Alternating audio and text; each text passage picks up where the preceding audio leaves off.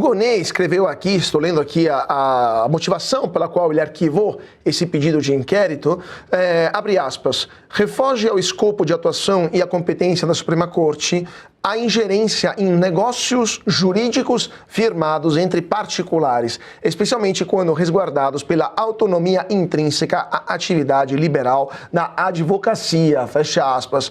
Ana, ser uma esposa de um ministro do Supremo Tribunal Federal e advogar por uma empresa, né, que está sendo investigada por fraude, cujo processo está tramitando no Supremo, faz parte da autonomia intrínseca à atividade liberal da advocacia, como Paulo Gonê alega aqui? É impressionante, no bom português, não é? É a cara de pau dessa gente. A falta de vergonha e o mais absoluto senso de impunidade, porque é isso que move essa gente. O senso de impunidade, de que ninguém vai fazer absolutamente nada, de que todos são intocáveis, porque são intocáveis, porque hoje há um Senado omisso, covarde, que tem os seus cúmplices em relação a esse consórcio, a esse sistema, ao Deep State, né? E enquanto a gente não mudar o Senado, porque por mais que nós falemos, bom, o PGR está em conluio com os ministros que têm mais poder do Supremo Tribunal Federal, a primeira turma perdeu a mão, o Alexandre de Moraes é um completo psicopata e rasgou a Constituição e rasga todos os dias. Tudo isso faz parte da tentativa e sucesso de qualquer pessoa que faz parte de um contexto do mal, né? Em relação a repúblicas, a ditaduras. Agora, em repúblicas e democracias saudáveis, há os freios e contrapesos. No Brasil também. E nesse caso é o Senado. E o Senado nunca atuou, nunca quis atuar, sempre empurrou toda essa sujeirada para debaixo do tapete, inclusive quando o presidente do Senado era o Rodrigo Pacheco, ele ignorou, parecia que nada estava acontecendo, não havia censura, não havia perseguição política, não havia prisões ilegais, prisões inconstitucionais. Ele tocava o Senado como presidente da casa, como se nada tivesse acontecendo. E hoje, vejam vocês, ele está ali no bolo dos nomes que pode ter uma cadeira no Supremo Tribunal Federal. Então, é claro que a gente sempre fala aqui também, foro prerrogativo precisa ser eliminado para dar uma maior autonomia e coragem. Que alguns senadores não têm coragem, nós precisamos eliminar o foro por prerrogativa de função para que eles tenham um pouco mais de coragem e aí acionar a ferramenta constitucional de freios e contrapesos no Brasil, que é o impeachment de um ministro do Supremo Tribunal Federal. Não dá mais. É claro que no meu comentário eu falei de Marco Rubio e dos americanos e da Magnitsky e tal, só que esse problema é um problema nosso no Brasil. Não tem como aumentar ou diminuir alguma empatia ou algum movimento mais pesado por parte do presidente americano em relação a Alexandre de Moraes agora, porque nós estamos falando de um problema doméstico e que poderia muito bem começar a ser solucionado se o Senado decidisse ter uma espinha dorsal ereta e acionar qualquer ferramenta constitucional contra isso, porque o que acontece é a famosa impunidade, a mesma coisa que acontece com bandido, a gente sempre fala aqui, que a polícia prende, chega ali na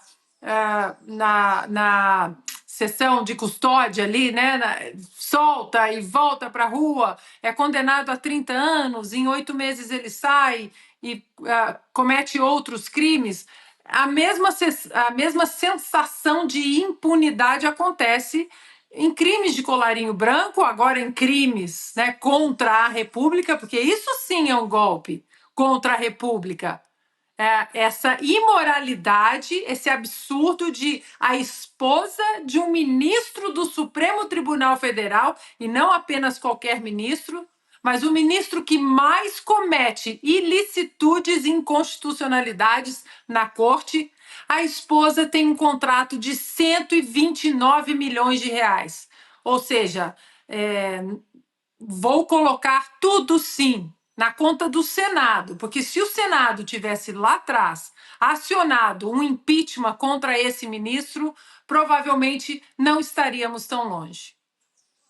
Vamos falar sobre isso, Ana, daqui a pouquinho. Lembrando também, como você justamente bem lembrou, além de pedir o impeachment tem que ser protocolado e tem que ser calendarizado pelo presidente do Senado, o que também é mais um problema, é mais um empecilho, né? Mas antes de continuar sobre esse assunto, relembrando ao nosso público, hoje, excepcionalmente, estou no comando aqui do Sem Filtros, substituindo o Paulo Leal, que pegou alguns dias de merecidíssimo descanso, mas ela volta na semana que vem. Então, hoje e amanhã, terei o grande prazer e a honra de estar aqui apresentando o Sem Filtro junto com o Adalberto Piotto, com a Ana Paula, o nosso mestre Augusto e todos os nossos comentaristas do Sem Filtro também estão descansando alguns dias, mas eles voltam com a programação normal já na semana que vem. Então, fica aqui o recado para o nosso público e obrigado mais uma vez para todos que nos estão seguindo agora ao vivo aqui no canal da Revista Oeste. Sempre fica aqui o pedido para se inscrever e deixar o seu like e o seu comentário, que ajuda muito o nosso trabalho. Mas continuando sobre esse assunto, Ana e Piotto, a questão, essa nota do Paulo Gonet, francamente, um pouco inacreditável, né? Eu acho que a palavra certa é inacreditável. Está dizendo que, além de não se vislumbrar qualquer ilicitude nesse caso, segundo o Paulo Gonet, abre aspas, o noticiário citado, ou seja, no pedido de investigação, né, não ostenta densidade suficiente para mobilizar o aparato da Procuradoria-Geral da República, fecha aspas. Agora, temos uma investigação, temos um banqueiro preso por uma fraude de 13 bilhões de reais com o Banco de Brasília, que é o banco público. Além disso, 41 bilhões de reais seriam o rombo provocado pelo Banco Master com outras operações que precisam ser esclarecidas. O banqueiro foi preso, ficou 12 dias lá, depois foi solto por um habeas corpus também questionável, e depois de uma viagem num jatinho particular entre o ministro Dias Toffoli e o advogado desse banqueiro, logo depois o próprio ministro Toffoli decide avogar assim, né, basicamente sequestrar, que é essa palavra certa, todo esse processo, né, bloqueia por 2 semanas e convoca uma reunião, uma acariação amanhã, no dia 30, entre o banqueiro preso, agora solto, o ex-presidente do Banco de Brasília e o diretor de fiscalização do Banco Central, algo inaudito, nunca visto na história do Brasil, mas segundo Paulo Gonet, não se vislumbra, não tem a densidade suficiente para mobilizar o aparato da Procuradoria-Geral da República. Agora me pergunto, Piotto, e te pergunto, e se após esta acariação, por alguma razão, o ministro Dias Toffoli decidir anular, canetar, revogar a liquidação extrajudicial decidida pelo Banco Central do Banco Master, que vai então poder voltar a operar, mesmo com esse rombo de 41 bilhões de reais, vai liberar também os bens pessoais do Vorcaro, que vai poder obter novamente as suas disponibilidades. E como fica, então, a credibilidade do Banco Central, que tem autonomia legal e financeira para fazer o que fez, do próprio mercado financeiro brasileiro, mas também da nossa Corte Suprema, sabendo que esse mesmo banco é defendido pela Viviane Barça de Moraes? Cauti, eu vou fazer aqui uma digressão rapidamente. O governo Fernando Henrique, ainda nos anos 90, terminou em 2002, né? Começou em 94, foram 2 mandatos seguidos. Houve uma série de avanços que não existiam no Brasil ainda, agências reguladoras, né? Veio o governo Lula e o retrocesso institucional foi gigantesco. A esquerda não tem pudores em relação a tudo que ela destrói. Ela não tem esse problema. O que nós estamos vendo agora é uma corte que funciona em conluio com o executivo do PT, né, com o governo Lula. Há uma troca ali de favores, mas nesse caso especificamente é o Supremo Tribunal Federal. 2 ministros do Supremo Tribunal Federal com acusações gravíssimas de atuação para, digamos, a sucumbir ou afrontar tudo o que se pode esperar de moralidade republicana e de legalidade institucional. O Banco Central liquidou o Master porque o Banco Central tem autonomia, é uma agência reguladora do sistema financeiro brasileiro, antes de qualquer coisa. O Banco Central sua função é regular o sistema financeiro. Tem as ferramentas e o conhecimento. E convenhamos, o Banco Central é extremamente técnico do Brasil. Em que pese, obviamente, errar ali ou aqui, no entendimento de intervenção em mercado de câmbio, mas são discussões paralelas do dia a dia. Eu estou falando de questões institucionais, ou seja, de aplicar a legislação, de proteger o sistema brasileiro. A criação do Fundo Garantidor de Crédito, do qual agora os correntistas do Master até 250 mil vão recorrer, isso é um problema para o Fundo Garantidor de Crédito, porque nós estamos falando aqui de uma fraude do dono do banco. O banco está sendo investigado agora por uma fraude. Daí o Banco Central foi até um certo limite e liquidou para, digamos, estancar uma sangria, estancar um problema que só aumentaria. O Banco Central é o único que pode fazer isso. Nunca foi questionado sob esse ponto de vista, em que pese o fato de já ter liquidado outras instituições financeiras. Porque o Banco Central ganhou uma autonomia em lei, ainda durante a gestão do governo Bolsonaro, pelo Congresso Nacional, votado no Congresso Nacional. Aliás, se não me engano, com quórum de reforma constitucional. Não me lembro se exatamente com fórum, mas enfim, com quórum de reforma constitucional. Mas, ou seja, por ampla maioria teve que ter essa decisão. Agora vem uma decisão de canetada de ministro, uma possibilidade. Nós estamos falando aqui de uma possibilidade. É o que o mercado inteiro está falando agora, e o mundo político. Como é que se desliquida um banco? Eu estou usando aqui um neologismo, talvez. Não existe, acho que nem na língua portuguesa, porque não há um movimento de retrocesso. O processo de liquidação já está avançado. O dono do banco está preso, investigado. Quer dizer, do nada, numa cariação, vai se decidir por retomar o banco e devolver todos os direitos ao banqueiro, que continua sendo investigado.